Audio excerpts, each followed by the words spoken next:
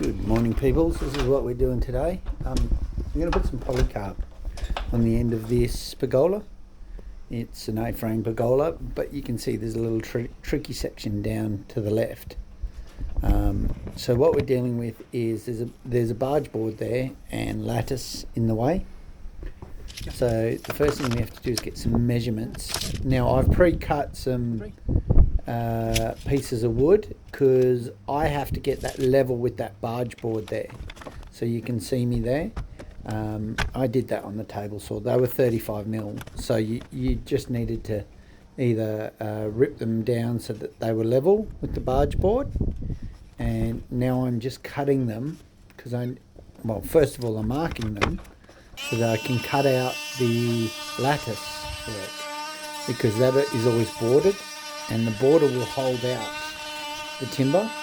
So what I've got to do is with that multi-tool, I'm just working that border of the lattice and I'm cutting it out so that when I put on my 35mm timber that's been ripped back, it'll sit flush and it will also be level with the barges up the top. So, and it's just time consuming, this part of it. The setup in most jobs is what takes the time. The actual laying of things is actually quite quick. So you can see there I've cut it out, and what I'm doing now is I'm marking so that when I come with my next piece, which is this one, I know where the other piece runs. It allows me to figure out where my miters are going to go, because I'm going to mark top and bottom. It was actually quite tough on this because it's so tight to that lead work. It becomes quite hard to do. So I'm just making sure it's level, and I'm getting it level on the end, and I'm cutting the same angle as the barge. Okay, I just pre-drilled everything so it's easy to go in, and I'm just going to screw that up so I can get that measurement. Okay, so here you can see I'm just putting it in place. You can see I've pre-cutted that miter. All this stuff I just cut on the back of the trailer with a circular saw. I haven't shown you, it's pretty basic, but it's more the marking, and I found this actually quite hard to mark because it's so low down, but I got it right, which was nice. And now when you put it in, you'll see I'm going to screw this one in, but there's a big beam down the bottom there. I've got to make sure that I get enough screws in that, and also in the barge up the top, or the beam up the top, I need to get 2 screws, because that bottom bit is the bit that's going to be fixing all the polycarb to. So I need to make sure that that's nice and rigid. They're just wood screws. I think they're 50mm, so they go through the 35mm timber, and that's what you end up with, is a nice edge for it to just sit on. Laid this side. I've just done this because it's a perfect triangle. I'm going to use the offcuts from this side to lay that side. I'll show you how it does it. So when we're laying, you can see that it's already pre-cut. When you do 2 sides of a gable, things cut and flip to go into the other side. So when I showed you the triangle on the other side, there were little bits down the bottom that still weren't completely finished, and you'll watch how everything flips here. If you look at the polycarb, you'll see that there's stickers on the front, because polycarb has a certain side that faces the sun. So we're putting those screws in the top, we're making sure it's slightly below, but it has a face side, so you don't want to lay it upside down. It just becomes brittle quicker.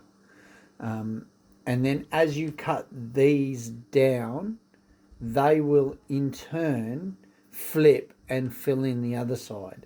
So when you actually order your sheets, you order them as a square and then cut and flip them. That's how it works on these gables. So I'm just making sure that it's all level. And now I'm going to screw off the bottom. These screws are specially designed. They've got a little bit that bites and gives you a little bit of expansion and contraction. and I'll just let you go as I go across. Obviously, our string line things, make sure it's all straight because this is visible to the eye. So just quickly, I'll show you how we're using just 30mm screws with a big head up the top. The reason is that's going to be covered by a barge. This will hold. Sun is what damages your polycarb, makes it brittle. So it shouldn't make that brittle, that should hold.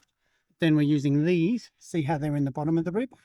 These in the top of the rib at the bottom. And they will punch a hole so when it expands and contracts, it can move down and up. And it shouldn't do a big bow. And that's how we're going to do it. That's the first cut, off cut. Put in the second, new sheet. The off cut from there will go to the other side. And then we'll work our way down. Okay, so what you're seeing here, again, it's just another off cut that I'm putting in. It's all pre-cut. But I'm marking over the top of the post because I've got to drop it about 20mm to get it below the piece of wood. And that's purely because I want the water to be able to drip off. So I'm going to cut a little notch out of it, and when it then goes in, the bottom of the polycarb sheet will sit below the wood, and I'll show you that later. And it just finishes it off, and what that does is stops wood cracking, makes it last longer, it stops it being exposed to the elements. It's just a better job in general.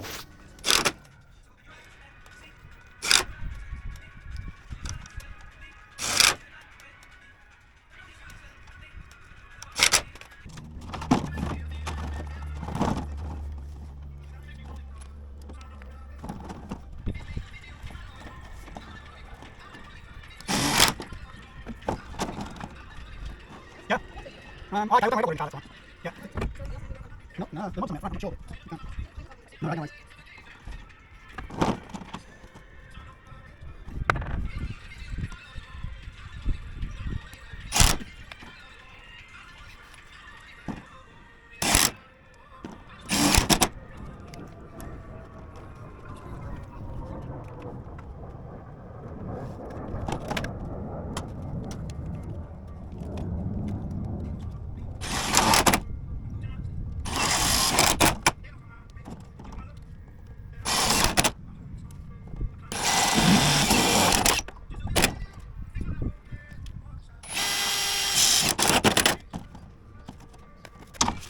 Okay, so what we're doing here is we're just getting that cut for the roof. So we're going to hold it level. I'm going to mark that, and then we're going to measure up. That'll give us our measurement from the back side, and I'll show you how that's done.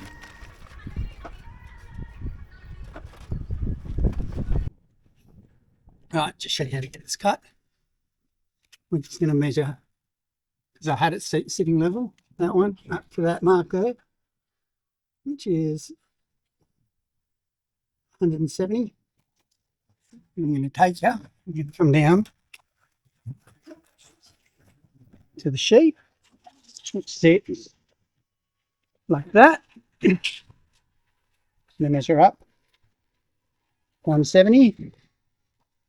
And then I'm just going to string line it, cut it. That should give me my perfect line.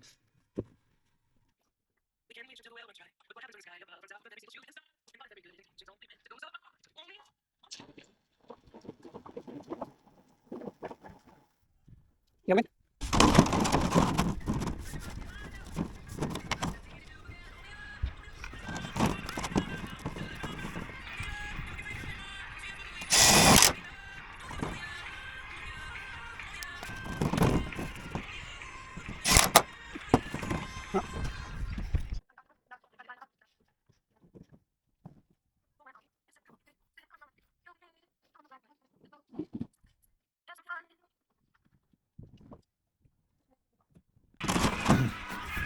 Okay, so the final sheet's probably the fiddliest. You know the roof line's about 170 if we were to do a full sheet, but we do have lead work there which kind of changes the way in which the tiles sit, and the tiles do change a little bit because the bottom row is always slightly different. So you'll see me, I start at 170, which is gives me a rough idea of exactly what the roof pitch is, and I'll put it in, just checking it. I don't like the way it doesn't quite go below the wood, and I want it below the wood, so just paying attention to that. Then I just take it back out and I make a second cut, because I want to make sure that that wood doesn't get any water on it. Just extends the longevity of the pergola.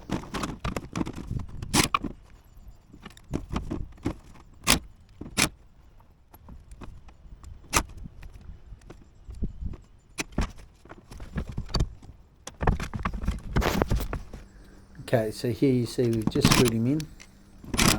Nice, but we're going to run the string line. That's going to give us a line to cut. And what we'll do is, before we do that, we make sure we screw the bottom so it holds it all in place. I'm going to screw all the bottom off.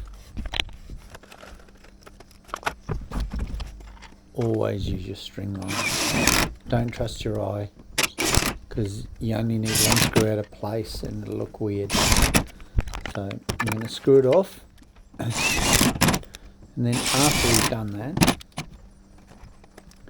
we'll see. Here I go.